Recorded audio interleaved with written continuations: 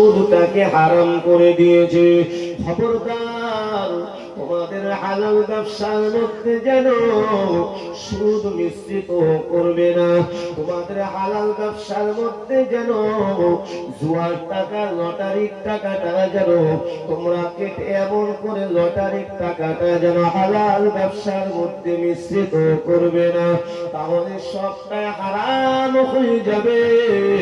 আমি হারাম খেয়ে হারাম উপার্জন করে তুমি যদি আমাকে আল্লাহ বলে ডাক দাও, আমার আল্লাহ কি বলছেন, যদি হারাম উপার্জন করে তুমি যদি আমাকে আল্লাহ বলে ডাক দাও, আল্লাহ বলেন সুদ করে ডাক আমি কবুল করব না। আল্লাহ বলেন যে মদ পান করে আমাকে আল্লাহ বলে ডাকবে, আল্লাহ বলেন হারাম করে ডাক আমি আল্লাহ কবুল করব না। আল্লাহ পাক আল্লাহ তাআলা জানিয়ে দিয়েছেন, বান্দা বান্দিরে তোমরা হারাম থেকে দূরে থাকো। ও আমার ভাইজানেরা, তাই আল্লাহর উপরে ভরসা করুন, আল্লাহর উপরে তাওয়াক্কুল করুন। এই আল্লাহর উপরে তাওয়াক্কুল থেকে দূরে থাকার কারণে আজ কিন্তু আমরা আজকে দুনিয়া জমিনে বড় অশান্তির মধ্যে পড়ে গেছি, ঠিক না ভুল? অশান্তির মধ্যে আল্লাহ পাক তিনি তো রিজিক দেনেওয়ালার মালিক, তিনি তো খাওয়ানোর মালিক। মায়ের পেটে কে খাইয়েছে? কে খাইয়েছে? আল্লাহ খাইয়েছে। ও আমার ভাইয়ারা, ও আমার মুরব্বি আব্বা জানেন, আল্লাহ নবী হযরত ঈসা রুহুল্লাহ, আল্লাহ নবী হযরত ঈসা রুহুল্লাহ হুজুরের আম্মা জানের কথা মনে পড়ে যায়। হুজুরের মা হযরত মারিয়াম আলাইহিস সালামের কথা মনে পড়ে যায়। হযরত মারিয়াম আলাইহিস সালাম যখন তিনি তানার আম্মা জানের গর্ভে ছিলেন, ওনার আম্মা জান নিয়ত করেছিলেন, আল্লাহ ও রব্বুল আলামিন, আল্লাহ আপনি যদি আমার একটা সন্তান দেন, আপনি যদি আমার একটা পুত্র সন্তান দেন, মসজিদুল আকসার খাদেম বানাবো, মসজিদুল আকসা দেখাশোনা করবে আমার বাচ্চাটা। আল্লাহ পাক আপনি আমার একটা নেক সন্তান দান করুন। আমার আল্লাহ পাকের দরবারে, আল্লাহ পাকের দরবারে হযরত মারিয়াম আলাইহিস সালামের মা দোয়া করেছিলেন। আমার আল্লাহ পাক দোয়াকে কবুল করলেন, কিন্তু পুত্র সন্তান দিলেন না। হযরত মা মারিয়ামকে আমার আল্লাহ তাআলা কন্যা সন্তান, হযরত মা মারিয়াম আলাইহিস সালামের আম্মা জানকে আল্লাহ পাক কন্যা সন্তান দিলেন, যার নাম হলো মারিয়াম। ও আমার ভাইয়ানেরা, হযরত মারিয়াম নাম রাখলেন। ওই সময় নবী জাকারিয়া আলাইহিস সালামের সময় নবী জাকারিয়া আলাইহিস সালামকে বলেছিলেন, ও নবী জাকারিয়া, আমি তো এই নিয়ত করেছিলাম, এই মানত করেছিলাম আল্লাহর কাছে। মানত কার কাছে করতে হয়? কোন পীরের নামে মানত হবে? একটি বল, একটি। হ্যাঁ, একটি বল। কোন পীরের নামে মানত চলবে না, এটা হারাম। সব থেকে বড় গুনাহ হলো শিরকের গুনাহ। কি গুনাহ? জোরে বলেন। আল্লাহর সঙ্গে যারা শরীক করে, কোন ওলির নামে, কোন নবীর নামে মানত করা যাবে না, গাছপালার নামে মানত করা যাবে না। মানত একমাত্র আল্লাহর কাছে করতে হবে, এবং সেটা যেন ভালো হয়, সেই কাজটা যেন ভালো হয়। কসমটাও তদ্রূপ। আপনি ভালো কাজের জন্য কসম খেলেন, আল্লাহর কসম, আল্লাহর উপরে কসম খেতে হবে। কোন বাপের নামে মায়ের নামে কসম খাওয়া হারাম, কোন আল্লাহ সৃষ্টিজীবীর নামে কসম খাওয়া হারাম। হাদিস পাকে এই মানত আর কসমের অনেক হাদিস আছে, কিন্তু আমাদের ঘরে অনেক মা বোনেরা আল্লাহর ওলি মাজারের ধারে যায় কি যায় না? মানত করে না। আবার অনেকে সাজদা দেয়। ও আমার ভাইয়েরা, আল্লাহর ওলি জানার নাম হচ্ছে হযরত লোকমান হাকিম, নাম শুনেছেন? হযরত লোকমান হাকিম, হযরত লোকমান হাকিম তিনি আল্লাহ পাকের বড় মাহবুব বান্দা হয়েছিলেন। তিনি ছিলেন একজন মানুষের কৃত গোলাম, কৃত দাস ছিলেন। কিন্তু লোকমান হাকিম তিনি ছাগল, বকরি, মেষ, দুম্বা চড়াতেন আর তিনি নসিহত করতেন। ও আমার ভাইজানেরা, সেই লোকমান হাকিমের নসিহতটা আমার আল্লাহর দরবারে এতটাই পছন্দনীয় হয়ে গেছিল, তাই আল্লাহ পাক সেই লোকমান হাকিমের নসিহতটা আমার আল্লাহ পাক কোরআন পাকের ভিতরে জানিয়ে দিয়েছে। ও আমার ভাইজানেরা, হযরত লোকমান হাকিমের নামে আল্লাহ পাক একটা সূরা নাযিল করে দিয়েছেন, যে সূরাটির নাম হলো সূরা লোকমান। ও আমার ভাইজানেরা, হযরত লোকমান হাকিম তার সন্তানকে ডেকে বলেছিলেন, এ আমার ছেলে, আমার বৎস, লা তুশরিক বিল্লাহ, লা তুশরিক বিল্লাহ, আমার আল্লাহর সঙ্গে যেন কারো শরীক বানাবে না। আমার আল্লাহর সঙ্গে যদি কারো শরীক বানানো হয়, এটাই হলো সব থেকে বড় অপরাধ, সব থেকে বড় গুনাহ। আল্লাহর সঙ্গে শরীক করে যদি কেউ মারা যায়, সে জান্নাতের সুগন্ধ পাবে না, তার ঠিকানা হয়ে যাবে জাহান্নাম। ইন্নাশ শিরকা লাযুলমুন আযীম। ও আমার ভাইজানেরা, আমার আল্লাহ তাআলা এই আয়াতের দ্বারা জানিয়ে দিলেন, আল্লাহ পাক বলছেন ইন্নাশ শিরকা লাযুলমুন আযীম।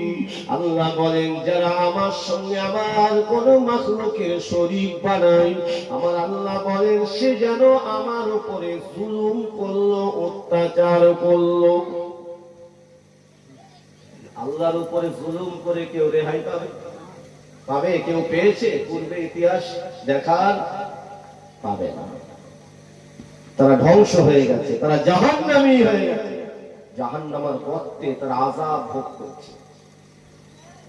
আল্লাহর সঙ্গে শরীক করে, আল্লাহর বিরুদ্ধে আচরণ করে, আল্লাহর সৃষ্টি জীবের উপরে জুলুম করে, মানব জাতির উপরে জুলুম করে এবং নিজেদের কর্তৃত্বটাকে ধরে রাখার জন্য, স্বার্থ সিদ্ধির জন্য যারা আল্লাহর বিরুদ্ধে আচরণ করে যারা মরেছে, আজ তারা ঠেলা বুঝতে পারছে, ঠিক না? আমরা যারা বেঁচে আছি আমাদের সাবধান হতে হবে, আমরা যেন কখনো শরীক না করি। বড় পড়া, বড় পড়া। এই মুসলমান ছেলেরা, যুবকেরা, তাহলে কোনদিন আমি মানব করা যাবে না, এটা হারাম। ও আমার ভাইজানেরা, ও আমার মুরব্বী আব্বা জানেরা, তাই এমন করে মারিয়াম আলাইহিস সালামের আম্মা জান হযরত মারিয়ামকে যখন লালিত পালিত করতে লাগলেন, যখন মারিয়াম আলাইহিস সালাম একটু বড় হলেন, ওই সময় ওনার আম্মা জান নবী জাকারিয়াকে ডেকে বলেছিলেন, ও আল্লাহ নবী জাকারিয়া, আমি আল্লাহ পাকের দরবারে মানত করেছিলাম, আল্লাহ পাকের যে ঘর মসজিদুল আকসা, মসজিদুল আকসা চেনেন তো বাবা? জেরুজালেম শহরে প্যালেস্টাইনের জমিনে মসজিদুল আকসা আছে, যেটি হলো পূর্বের কিবলা। আমার নবী 16 অথবা 17 মাস ওই মসজিদুল আকসার দিকে ফিরে নামাজ আদায় করেছিলেন। ও আমার ভাইজানেরা, ও আমার মুরব্বী আব্বা জানেরা, সোনার মক্কা শরীফ নবীর দেশে গেলে যারা গিয়েছেন তারা জানেন একটা মসজিদ আছে, ওই মসজিদটার নাম হলো মসজিদুল কিবলাতাইন, মানে ওই আল্লাহর ওই ঘরে কিবলা পরিবর্তন হয়েছিল। আল্লাহ নবী, দয়া নবী, দুজানে বাদশা নবী আমার মসজিদুল আকসার দিকে ফিরে নামাজ আদায় করেন। রাসূলুল্লাহ বারবার উপরের দিকে তাকান, আল্লাহ নবী রুকু করেন, সাজদা করেন। আমার আমার নবীর অন্তরের ভিতরে উকি ঝুঁকি মারে আল্লাহ মসজিদুল আকসাটা যদি কিবলা না হয়ে খানায় কাবাটা যদি কিবলা হয়ে যেত আমি মুহাম্মদুর রাসূলুল্লাহ সাল্লাল্লাহু আলাইহি ওয়াসাল্লাম বড় খুশি হয়ে যেতাম। ও আমার ভাইজানেরা, ও আমার মুরব্বী আব্বাজানেরা, আমার আল্লাহ পাক আল্লাহ তাআলা বলেন আমার হাবিব যাতে রাজি, আমার আল্লাহ বলেন আমি তাতে রাজি। আমার আল্লাহ পাক বলেন আমার হাবিব যাতে খুশি, আমি আল্লাহ তাতে খুশি। ওই সময় বাবা মসজিদুল আকসার দিকে ফিরে নবী নামাজ পড়ছেন, সাহাবীদেরকে নিয়ে নামাজ পড়াচ্ছেন। আল্লাহ নবী দয়াল নবী দো জানে বাদশা আমার নবীর কাছে ওই নামাজে হালতে ওহী অবতীর্ণ হয়ে গেল। আল্লাহ পাক জিবরিলকে জানিয়ে দিলেন, এ জিবরাইল চলে যাও, চলে যাও আমার নবীর কাছে চলে যাও, কোরআনের আয়াতটা নিয়ে আমার নবীকে শুনিয়ে দাও। আমি আল্লাহ জানিয়ে দিলাম আজকে থেকে মসজিদুল আকসার কিবলা থাকবে না, এর পরিবর্তে আমার নবী যেটা চেয়েছেন আমি আল্লাহ সেটাই দিয়ে দিলাম। কারো সিলাই পেয়েছি আমাদের নবীর ওসিলায়। আমরা কোন নবীর উম্মত বুঝতে পারছেন? যে নবীর মধ্যে যাররা পরিমাণ কোনো ভুল নাই, সন্দেহ নাই। আর সেই নবীকে ছেড়ে দিলে বিপদ তো আসবেই, ঠিক না বল? অশান্তির মধ্যে তো থাকবো। ও আমার ভাইয়ানেরা, ও আমার মুরব্বী আব্বাজানেরা, কানটা গাড়া করে শুনুন। আল্লাহ নবী একটা সাজদা দিয়েছেন, দ্বিতীয় সাজদা দেবেন। আল্লাহর ফেরেশতা জিবরাইল নবীর কাছে এসে আমার নবীকে সালাম দিলেন, আসসালামু আলাইকা ইয়া রাসূলুল্লাহ, আসসালামু আলাইকা ইয়া হাবিবাল্লাহ। আল্লাহ নবীকে বলেছি, হুজুর আল্লাহ পাক আপনার দোয়াকে কবুল করে নিয়েছেন, হুজুর আপনার দোয়াকে কবুল করে নিয়েছেন। আপনি প্রথম সাজদা দিয়েছেন মসজিদুল আকসার দিকে, আপনি দ্বিতীয় সাজদাটা কাবার দিকে ফিরে দেন।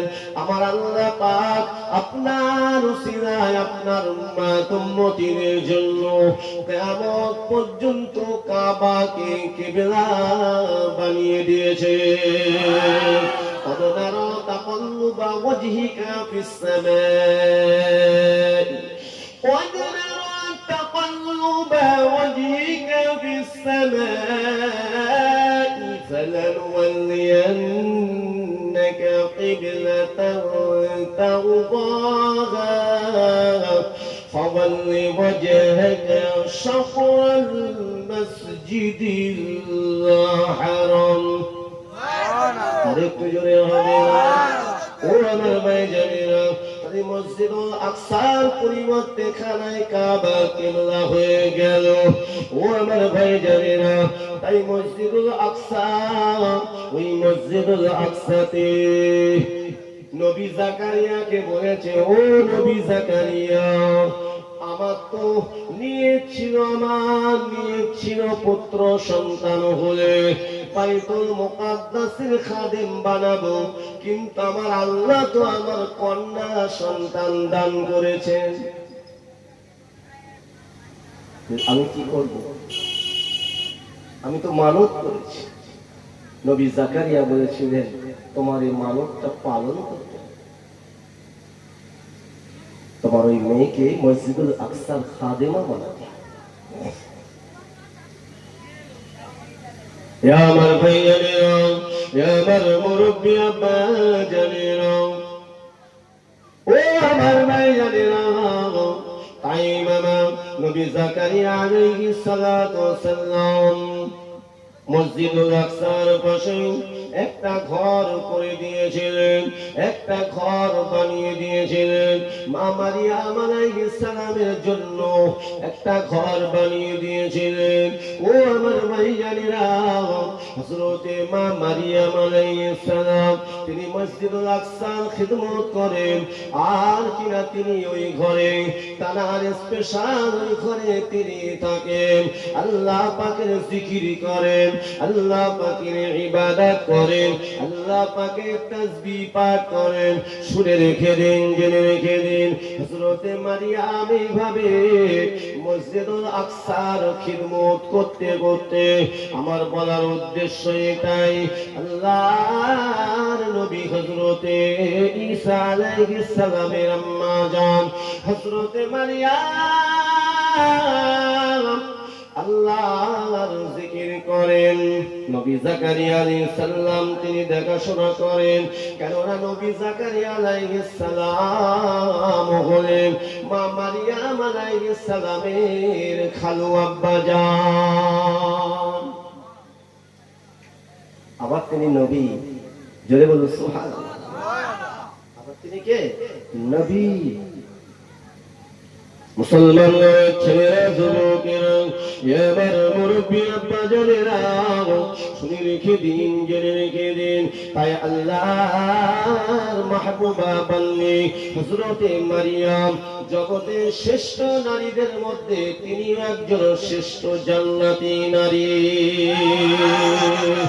ও আমার ভাইজানেরা, জগতের শ্রেষ্ঠ নারীদের মধ্যে হযরতে মা আসিয়া তিনি একজন জান্নাতি শ্রেষ্ঠ নারী। জগতের শ্রেষ্ঠ নারীদের ভিতরে ও আমার ভাইজানেরা, মুরব্বী আব্বা জানেরা, আমার আপনার নবীর বিবিগণেরা জান্নাতি নারী। জগতের শ্রেষ্ঠ নারীদের মধ্যে আমার আপনার নবীর দয়ার নবীর কন্যাগণেরা জান্নাতি নারী।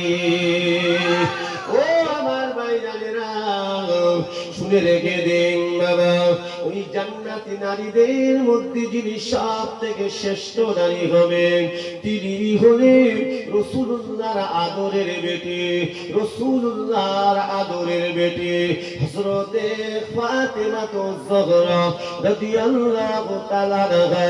তিনি হবেন জান্নাতের নারীদের সরদারিনী। মারিয়াম আলাইহিস সালাম তিনি তাওয়াক্কুল করতেন কার উপরে? আল্লাহ। কে খাওয়া দেবেন এই ভরসায় তিনি থাকতেন, এই ভরসায় তিনি থাকতেন না, তিনি ঘরে চলে যেতেন আল্লাহর ঘরে। নবী জাকারিয়া আলাইহিস সালাম একদিন তিনি কোন একটা সফরে চলে গেছেন, তার মনে নাই যে এই রাতের বেলায় ঘরের ভিতরে মারিয়াম আছে, মনে নাই। দরজা লাগিয়ে দিয়ে তালা মেরে দিয়ে তিনি চলে গেছেন। আল্লাহ নবী জাকারিয়া আলাইহিস সালাম সফরে চলে গেলেন, অনেক দূরে চলে গেলেন। সফরে চলে যাওয়ার পরে কয়েকদিন থাকার পরে একদিন, দুদিন, 3 দিন, এইভাবে প্রায় সপ্তাহ হয়ে গিয়েছে। আল্লাহ নবী জাকারিয়া আলাইহিস সালাম তিনি সফরে আছেন। হঠাৎ করে হুজুরের মনে পড়ে গেল যে মারিয়াম যে ঘরের ভিতরে থাকে, ওই ঘর থেকে মারিয়াম ঘরে ফিরে গেছে না ঘরের ভিতরে আছে, এই না মনে করে হযরত নবী জাকারিয়া আলাইহিস সালাম বড় চিন্তার মধ্যে পড়ে যায়। ও আমার ভাইজানেরা, মুরব্বী আব্বা জানেরা, আল্লাহ নবী জাকারিয়া চিন্তা করতে লাগলেন, যদি ওই ঘরের ভিতরে মারিয়াম বন্দী হয়ে যদি থাকে, আমি আল্লাহ পাকের দরবারে জবাব দিতে পারবো না, না জানি তার যদি কোনো ক্ষতি হয়ে যায়, না খেয়ে যদি আল্লাহ তাকে যদি বিদায় হয়ে যায়, আমি জাকারিয়া আল্লাহর দরবারে কি জবাব দেব? এই না মনে করে সফর থেকে তিনি ফিরে চলে আসতে ছুটে আল্লাহ নবী জাকারিয়া আলাইহিস সালাম মসজিদুল আকসার সামনে চলে আসলেন। হযরত মারিয়ামের ঘরে দরজাটা যখন খুললেন, মারিয়াম মারিয়াম বলে ডাক দেন। ওই সময় নবী জাকারিয়া দেখতে পান হযরতে মারিয়াম তিনি বসে বসে আমার আল্লাহ পাকের জিকির করে। আল্লাহ আল্লাহ আল্লাহ আল্লাহ আল্লাহ আল্লাহ আল্লাহ আল্লাহ আল্লাহ আল্লাহ নামটা মধু মাখা নাম, শ্রেষ্ঠ নাম আমার আল্লাহ 99টি নাম। আমার আল্লাহ পাকের মধু মাখা নাম হলো আল্লাহ। ও মায়েরা, মারিয়াম আলাইহিস সালাম তিনি আমার আল্লাহ পাকে জিকির করেন। আর মারিয়াম আলাইহিস সালামের সামনে সুন্দর সুন্দর ফলগুলো রাখা রয়েছে, সুন্দর সুন্দর ফল মূলগুলো সাজানো রয়েছে।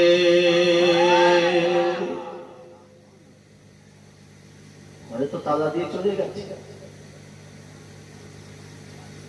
জাকারিয়া আলাইহিস সালাম বলেছিলেন, মারিয়াম আমি তো ভেবেছি তুমি আর বেঁচে নাই, আমার মনে ছিল না তুমি আমাকে আল্লাহর রাস্তায় ক্ষমা করে দাও, কিন্তু তুমি এতদিন কি খেয়েছিলে? আর এই সামনে খাবার, সুন্দর ফল, এত সুগন্ধ বার হচ্ছে, এই ফলগুলো তোমাকে কে দিয়েছে? আল্লাহ পাকের মাহবুবা বান্দি বলেছিলেন, হযরতে মা মারিয়াম আলাইহিস সালাম নবী জাকারিয়াকে বলেছিলেন, ও আল্লাহ নবী জাকারিয়া, দুনিয়ার মানুষ তো রিজিক দিতে পারে না, দুনিয়ার মানুষ তো খাওয়াতে পারে না, খাওয়ানোর মালিক হলেন আল্লাহ, রিজিক দেওয়ার মালিক হলেন আল্লাহ। ও আল্লাহ নবী জাকারিয়া আলাইহিস সালাম, দুনিয়ার মানুষ তো কেউ কারোর মারতে পারে না, আমার আল্লাহ তো হলেন মওতের মালিক, আমার আল্লাহ হলেন মওতের মালিক।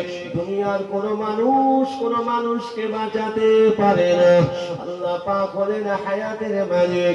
আল্লাহ পাক যাকে বাঁচিয়ে রাখে, পৃথিবীর কোন মানুষ তাকে মারতে পারে না। আর আমার আল্লাহ পাক যাকে দুনিয়া থেকে তুলে নেবেন, মওত দেবেন, মৃত্যু দেবেন, পৃথিবীর কোন মানুষ তাকে বাঁচাতে পারবে না। ঠিক কিনা বলেন? ও আমার ভাইয়ানেরা, মুরব্বি আব্বা জানেরা, আম্মা জান মারিয়াম বলেছিলেন, দুনিয়ার খাবার বন্ধ হয়ে যেতে পারে, কিন্তু আমার আল্লাহ পাক, আমার আল্লাহ তাআলা, আমি জিকির করেছি, আমার আল্লাহকে আমি দেখেছি, আমার আল্লাহ পাক ফেরেশতাদের দ্বারাই জান্নাতি খাবার আমাকে দান করে থাকে। আরো জোরে বলুন সুবহানাল্লাহ। কত বড় আল্লাহর মাহবুবা বান্দি হয়েছিলেন, তারপরে আল্লাহর এই নিয়ামত পেয়েছেন। ঠিক কিনা বলেন? কত বড় আল্লাহ পাকের মাহবুবা হয়েছিলেন, তারপরে আল্লাহ পাক মা মারিয়ামের দোয়া আল্লাহ কবুল করেছিলেন। ও আমার ভাইজানেরা, মুরব্বি আব্বা জানেরা, একটু চিন্তা করুন, আমরা কি একটু চিন্তা করুন, তাদের থেকে আসমান আর জমিন পার্থক্য কেন? বেশিরভাগ আমাদের বড় আশা দুনিয়ায়, আমি কিভাবে ভালো থাকবো, আমার বাচ্চা, আমার বিবি, আমার বাচ্চাগুলো কিভাবে ভালো থাকবে, আমার ভাইটার কি হলো দেখার দরকার নেই, আমি ভালো থাকলে সব ভালো। অধিকাংশ মানুষের এটাই বেশি চাহিদা। ঠিক না বল? দুনিয়ার চাহিদা বেশি, দুনিয়ার চাহিদা বেশি, দুনিয়ার মধ্যে যে বেশি জড়িয়ে যাবে, তার জন্য আল্লাহ পাওয়া বড় কঠিন, আল্লাহকে পাওয়া বড় কঠিন হয়ে যাবে। কি বাবা, আমার আলোচনা আপনার কষ্ট পাচ্ছে? আপনি জোরে বলেন, কষ্ট পাচ্ছে? আমার নিজের কথা বলি, আমি যা বলছি আল্লাহ কোরআনের কথা, আমার আল্লাহ পাকের মনোনীত ধর্ম ইসলামের কথা বলছি। ঠিক কিনা বলেন? ভাইজান আরেকটু বিশ্বাস, ইম্পর্টেন্ট মাল। আর একটু নবীর সাথে দরুদ পড়েন আল্লাহুম্মা। আর যারা রাস্তাঘাটে এদিক ওদিক আছেন সকলে চলে আসেন, আমার পরেই তো ফুরফুরা শরীফ থেকে ভাইজান হুজুর কেবল আসছেন, তিনি উঠবেন। তাই আপনারা এই মজলিসটাকে ভরপুর করে তোলেন, তারা আমার পরেই তিনি আসবেন। দরুদ শরীফ আল্লাহুম্মা সাল্লি আলা সাইয়্যিদিনা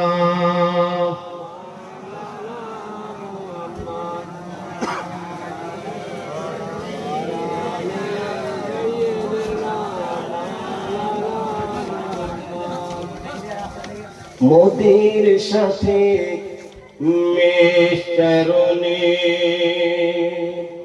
মোদের সাথে মিশরণে, ময়দানে ভয় নাই, তোর মুস্তাফা কি দিনা মাগো সঙ্গে নিয়ে যাই, তোর মুস্তাফাকে দিনা মাগো সঙ্গে নিয়ে যাই। আল্লাহুম্মা মাশাআল্লাহ, আর আওয়াজ দিতে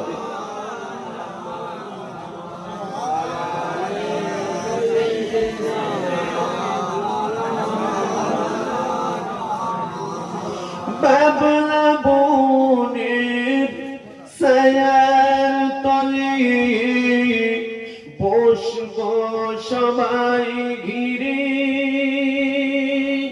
খুরমা পাতার তাজ বানিয়ে পরিয়ে দেব শিরে,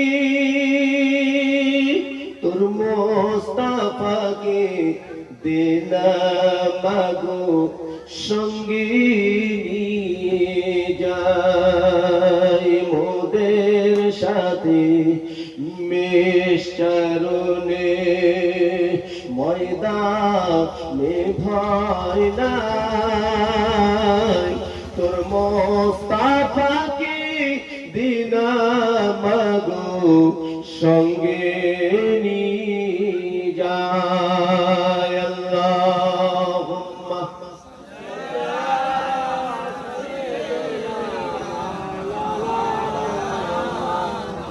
ওয়া আলা আলি সাইয়্যিদিনা, খেতে দেব খেজুর মেথি, খেতে দেব খেজুর মেথি, ক্ষুধা যদি পাই,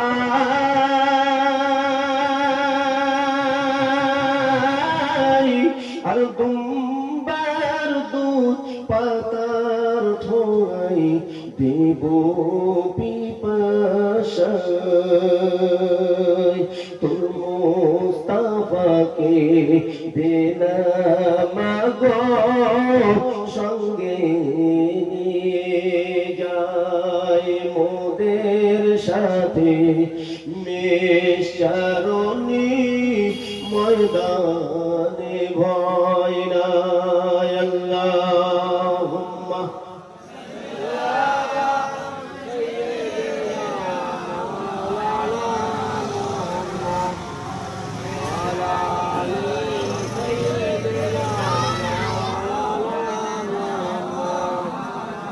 ওনার ভাইজানেরা, আমার মুরব্বী আব্বাজানেরা, তাই আমি আপনাদেরকে বলে যাই, আল্লাহকে ভয় করুন। আমার প্রথম কথা ছিল আল্লাহকে ভয় করতে হবে এবং সত্যবাদীদের দলভুক্ত হতে হবে। যারা মুমিন হবে, যারা মুমিনা হবে, পৃথিবীর জমিনে আমার আল্লাহ পাকের ইবাদত করতে হবে, আল্লাহ পাকের জিকির করতে হবে। কেননা মুমিনের পরিচয় হলো, মুমিনের পরিচয় হলো নামাজ। মুমিন মুমিনা যারা হবে তারা নামাজ পড়বে, তারা কিনা ভালো কাজ করবে, সৎ কাজ করবে। তাই তো আল্লাহ পাক কোরআন পাকের মধ্যে জানিয়ে দিয়েছেন, আল্লাযীনা ইম্মাক্কান্নাহুম ফিল আরদ الذين إن مكناهم في الأرض أقاموا الصلاة وأتوا الزكاة وأمروا بالمعروف ونهوا عن المنكر ولله عاقبة الأمور. মুমিনদের দায়িত্ব হলো আল্লাহ কোরআনের আয়াতের দ্বারা জানিয়ে দিলেন, আল্লাযীনা ইম্মাক্কান্নাহুম ফিল আরদ, যারা মুমিন হবে তারা পৃথিবীর জমিনে আকামুস সালাত, তারা নামাজকে কায়েম করবে, নামাজকে প্রতিষ্ঠিত করবে। যারা মুমিন হবে, যারা মুমিনা হবে, আকামুস সালাত, তারা পৃথিবীর জমিনে নামাজ পড়বে, নামাজকে কায়েম করবে, নামাজকে প্রতিষ্ঠিত করবে। এটা হলো মুমিনের দায়িত্ব, ঠিক কিনা? যার ভিতরে নামাজ নেই সে মুমিন হতে পারবে পরিপূর্ণ? ঈমানওয়ালা মানুষের ভিতরে আল্লাহ পাকের শ্রেষ্ঠ ইবাদত সালাতটা থাকবে, ঠিক না?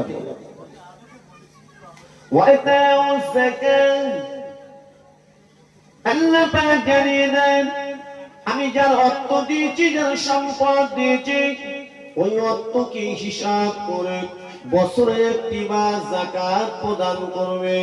এই যাকাতটা ধনীদের দিতে হবে না গরিবের দিতে হবে? জোরে বলেন। যাকাতটা মানে যাকাতের টাকাটা কার দিতে হবে? গরিব, গরিব মানুষের। ধনীরা গরিবের দেবে, ঠিক কিনা বলেন? ধনীরা গরিবের দেবে, কিন্তু টাকাটা কার? আল্লাহ। টাকাটা তো ওই গরিবের, কিন্তু ধনীর কাছে আছে, ঠিক না ভুল? ধনীর কাছে মওজুদ, আমানত স্বরূপ আছে। আল্লাহ যেন বলছে যার প্রাপ্য ওই যাকাতটা তাকে দিয়ে দাও। দেওয়া হয়, ডাকা হয়, ডেকে আমার ইচ্ছা মতো আমি এটা ওটা কিনে আমার ইচ্ছা মতো আমি দিচ্ছি। প্রত্যেকে একটা সম্মান ইজ্জত আছে না? যারা বলে তাহলে ওই অর্থটা দিতে হবে, তার জিনিস, এবং তিনি তারপরে কি করবেন সেটা তার ব্যাপার। এটার নাম যাকাত। আল্লাহ আপনাকে ধনী করেছেন বলে ওটাও তো বড় পরীক্ষা। অর্থ দিয়েছেন বলে আপনি অর্থটা কি করেন সেটা কি আল্লাহ দেখবে না? সেটা তো আমার আল্লাহ পাক দেখবেন, ঠিক কিনা বলেন? এই জন্য আল্লাহ পাক, আল্লাহ তাআলা অর্থ দিয়ে পরীক্ষা করেন। আমার আল্লাহ অর্থ কেড়ে নিয়ে পরীক্ষা করেন। আল্লাহ পাক বাদশাহী দিয়ে পরীক্ষা করেন। আল্লাহ পাক বাদশাকে ফকিরের আসনে বসিয়ে পরীক্ষা করেন। ও আমার ভাইজানেরা, ফকিরকে আমার আল্লাহ পাক বাদশার আসনে বসাতে পারে, ঠিক কিনা বলেন? ও আমার ভাইজানেরা, মুরব্বি আব্বা জানেরা, এই জন্য তাই হলো দুনিয়া। এই দুনিয়ায় আল্লাহ পাক, আল্লাহ তাআলা আপনাকে আমাকে অকারণে পাঠিয়ে দেয়নি। আমি আগে বলেছি, প্রথমে বলেছি, আমার আল্লাহ দুনিয়া জমিনে কিছু সময়ের জন্য আপনাকে আমাকে পাঠিয়ে দিয়েছেন। আল্লাহ পাক বলে দেননি তোমার 100 বছর হায়াত দিলাম, তোমার 90 বছর হায়াত দিলাম, তোমার 80 বছর হায়াত দিলাম, এই বয়সের মধ্যে তুমি কি করবে করো। আল্লাহ এটা বলে দেননি। আল্লাহ পাক আপনাকে আমাকে জানিয়ে দিয়েছেন কোরআন পাকে, ইযা জাআ আজালুহুম লা ইস্তাখিরুনা সাআতাও ওয়া লা ইস্তাকদিমুন। আল্লাহ পাক জানিয়ে দেন বান্দারে, আমি তোমার সময়টাকে বেঁধে দিয়েছি। এ বান্দা বান্দি, আমি তোমার সময়টাকে নির্ধারিত করে দিয়েছি। ওই সময়ের মধ্যেই তোমাকে আমার রাস্তায় থাকতে হবে। ওই সময় শেষ হয়ে গেলে তুমি যখন আখিরাতের প্রথম মঞ্জিলে আসবে, তখন তোমাকে আমার রাস্তায় আসতে হবে। যদি তার বিপরীত হয়েছে, তাহলে কিন্তু তোমার জন্য আখিরাতটা অন্ধকার নেমে আসবে। ও আমার ভাইজানেরা, তাহলে আল্লাহ পাক সময়টা বেঁধে দিয়েছেন। এই সময় কার কোথায় মৃত্যু হবে? আমি আপনি ভাবছি নিজে ঘরে মৃত্যু হবে। না না না না, মৃত্যু কার কোথায় আছে এটা একমাত্র আমার আল্লাহ ছাড়া কেউ জানে না। ও আমার ভাই জানেরা, ও আমার মুরব্বী আব্বা জানেরা, তাই আমার আল্লাহ পরীক্ষা করেন। তাই আল্লাহ বলছেন ওয়াতাউ যাকাত, এ আমার বান্দারা, এ আমার বান্দিরা, তোমরা ওই যাকাতের টাকাটা অতটা গরীবদেরকে দিয়ে দাও। কেন ওই টাকাটা গরীবের হক, ওটা গরীবের পাওনা। ও ভাই জানেরা, এই ধনী মানুষগুলো যদি সঠিকভাবে সমাজে যাকাত দিত বাবা, তাহলে বলুন আপনার আমার পাশের বাড়ি কোনো গরিব মানুষ বলে থাকতো কি? না বলে না আসলে না। আমরা সেভাবে সঠিকভাবে, এটাও ফরজে আইন, আল্লাহর হুকুম, আল্লাহর পরীক্ষা। তা আমরা ঠিক দিতে পারছি না, দিতে পারছি না। আমি আপনি যখন মায়ের কোলে পৃথিবীতে এসেছিলাম, লক্ষ লক্ষ টাকা নিয়ে এসেছিলাম নাকি? না নিয়ে এসেছিলাম? আমি শূন্য হাতে এসেছি। শরীরের পোশাকটাও ছিল, শরীরের পোশাকটাও ছিল। মরে যাব, আল্লাহ যদি নসিবে রাখে শরীরের পোশাকটা পাবো, ঠিক না বল? কত মানুষের শরীরের পোশাক পর্যন্ত জুটে নেই। কিন্তু কবর, এই কবর কিন্তু ছাড়বে না। মরার পরে যে মাটির উপরে বাহাদুরি করছি, এই মাটি বিরাজ করবে। সেদিন মাটি খেলা খেলবে। কার নির্দেশে? আল্লাহর নির্দেশে। তাই আল্লাহ বলছেন সাবধান হয়ে যাও, এই জমিনে বেশি বাড়াবাড়ি করো না। আল্লাহ পাক মুমিনদেরকে তাই জানিয়ে দিলেন, মুমিনাদেরকে তাই জানিয়ে দিলেন। তারপরে আল্লাহ কি বলছেন? ওয়া আমারু বিল মা'রুফ ওয়া নাহাউ আনিল মুনকার ওয়া লিল্লাহি আকিবাতুল উমুর। আমার আল্লাহ পাক আল্লাহ তাআলা বলেন ওয়া আমারু বিল মা'রুফ, এ মুমিন বান্দা মুমিনা বান্দিরা, তোমরা সৎ কাজ করো, সৎ কাজের আদেশ করো। ওয়া নাহাউ আনিল মুনকার, নিজে অসৎ খারাপ কাজ থেকে দূরে থাকো। এবং তোমার বিবি বাচ্চা, তোমার আলাওলা দিগকে, তোমার আহলে বর্গ দিগকে, প্রতিবেশী দিগকে অসৎ কাজ থেকে বিরত থাকার জন্য বলো। ও মুসলমান বলুন, আল্লাহ পাকের কোরআনের আয়াতের উপরে আমি আপনি কি আমল করতে পারছি? যদি এই আয়াতটা, যে আয়াতটা আমি তেলাওয়াত করলাম, এই আয়াতের উপরে যদি আমল করতে পারি, নিশ্চিত আল্লাহ আপনাকে আমাকে পরিপূর্ণ হিদায়াতের রাস্তাটা আল্লাহ খুলে দেবে। আর যদি আমল না করি, তাহলে কিন্তু ক্ষতিগ্রস্ত হয়ে যাব। কেননা রাসূলুল্লাহর কাছে আল্লাহ পাক যতক্ষণ না কমপ্লিট কিতাব আল্লাহ না পাঠিয়ে দিয়েছিলেন, আমার আল্লাহর মনোনীত ধর্ম ইসলামও কমপ্লিট হয় নাই। না কোরআন কমপ্লিট ভাবে নবীর কাছে নাযিল হয়েছে, আমার আল্লাহর মনোনীত ধর্ম ইসলামও কমপ্লিট হয়ে গেছে। যদি হবে না সুবহানাল্লাহ, তাহলে আপনাকে আমাকে কমপ্লিট মুসলমান হতে গেলে পরিপূর্ণ কোরআন মানতে হবে। কোরআনের ভিতরে যেটা আদেশ পালন করতে হবে, কোরআনের ভিতরে আল্লাহ যেটা নিষেধ করেছেন সেটা ত্যাগ করতে হবে। এই কাজের উপরে যারা চলেছে, তাদের দিকে আপনাকে আমাকে শিক্ষা দিতে হবে, ঠিক কিনা? সব থেকে বেশি কোরআনের উপরে, আমার রাসূলের আদর্শের উপরে সব থেকে বেশি মজবুত কারা ছিলেন? একটু বলেন, কারা ছিলেন? আমার নবীর সাহাবীগণেরা। জোরে বলুন সুবহানাল্লাহ। আমার আপনার নবীর সাহাবীগণেরা কিরকম ছিলেন? ও আমার ভাইয়েরা, ও আমার মুরব্বি আব্বা জানেরা, আমার আপনার নবী দয়া নবী দুজানে বাদশা নবী জানিয়ে দিয়েছিলেন মদিনা শরীফে মসজিদুন নববী শরীফে আল্লাহ নবী নসিহত করতে করতে বলেছিলেন, এ আমার সাহাবীরা শুনে রেখে নাও, এ জগতের মানুষেরা শুনে রেখে নাও, এ আমার উম্মত উম্মতিরা শুনে রেখে নাও, আমি রাসূলুল্লাহ জানিয়ে দিলাম আমার সময়টা আমার যুগটাই হলো সব থেকে শ্রেষ্ঠ যুগ। কেননা আমি নবী জানিয়ে দিলাম আমার সময়ে আমার সাহাবীরা আল্লাহর কোরআনের আইনকে মেনে চলে। আমি রাসূলুল্লাহ যেটা বলি সেটাই পালন করে, আমি রাসূলুল্লাহ যেটা নিষেধ করে আমার সাহাবীরা সেটাই বর্জন করে। ঠিক না বলেন?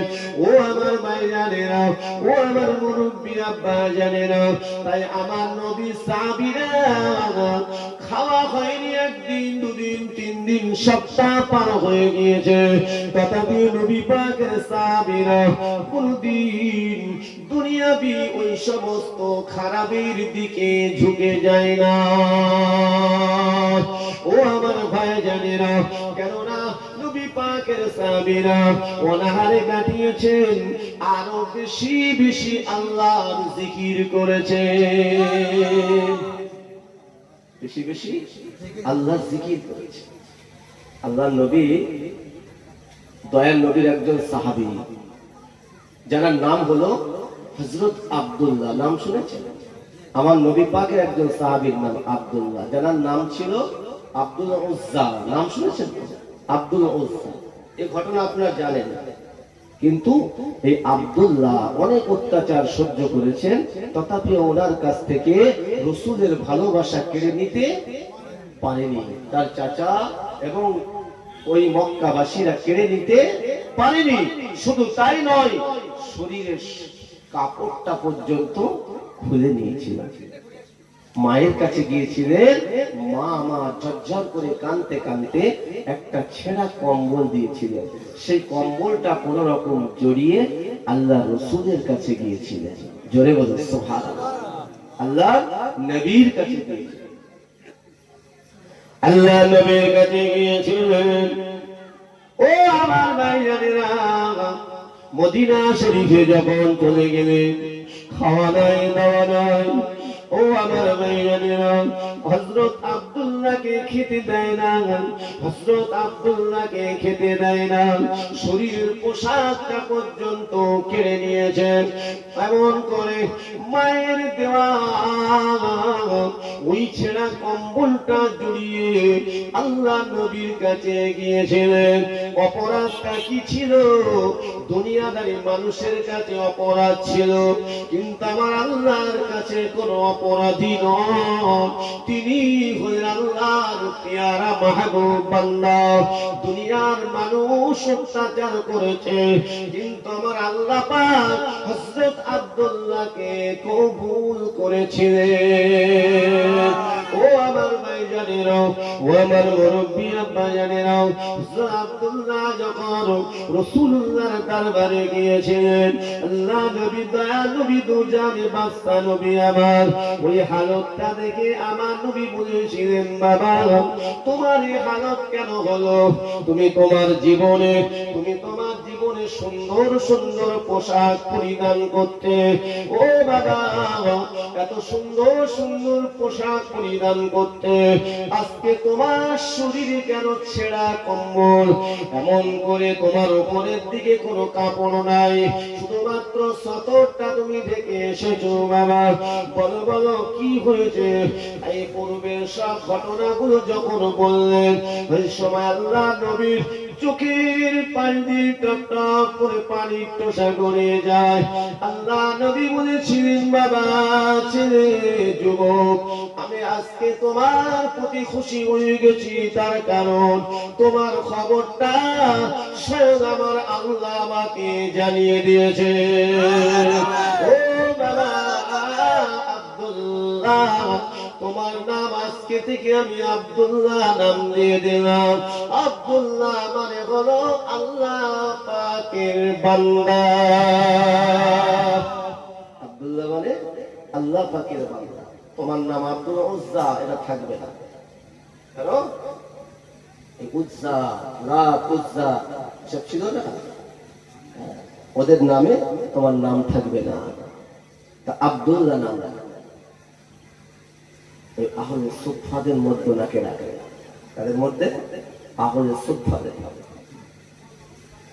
আহলে সুফফা 40 জন আহলে সুফফা ছিলেন, যারা নাকিরা ঘর বাড়ি ছেড়ে দিয়ে, অর্থ সম্পদ ছেড়ে দিয়ে, ও আমার ভাইজানেরা, দ্বীনের মহাব্বতে, রাসূলুল্লাহর মহাব্বতে, কোরআনের মহাব্বতে সব ছেড়ে দিয়েছিলেন। ও আমার ভাইজানেরা, সব ছেড়ে দিয়ে রাসূলুল্লাহর কাছে এসেছিলেন। এমন একজন নেতাকে ভালোবাসলেন, এমন একজন মহাপুরুষকে ভালোবাসলেন, এমন একজন নবীকে ভালোবাসলেন, যাকে ভালোবাসতে গিয়ে ও আমার ভাইজানেরা, আমরাও তো নেতা, মন্ত্রী, বাদশা, রাজা, বাদশাদের ভালোবাসি। কিসের জন্য ভালোবাসি বলেন? কিসের জন্য? অর্থের জন্য। আর আমার নবীকে ভালোবেসে অর্থশালী মানুষগুলো কি হলো? দুনিয়াবি ক্ষেত্রে গরিব হয়ে গেল। ঠিক না? শরীরের পোশাক পর্যন্ত চলে গেল। মাতৃভূমি, জন্মভূমি সব ত্যাগ করতে পারে। পার্থক্য কোথায় দেখতে পাচ্ছেন? পার্থক্যটা বুঝতে পারছেন?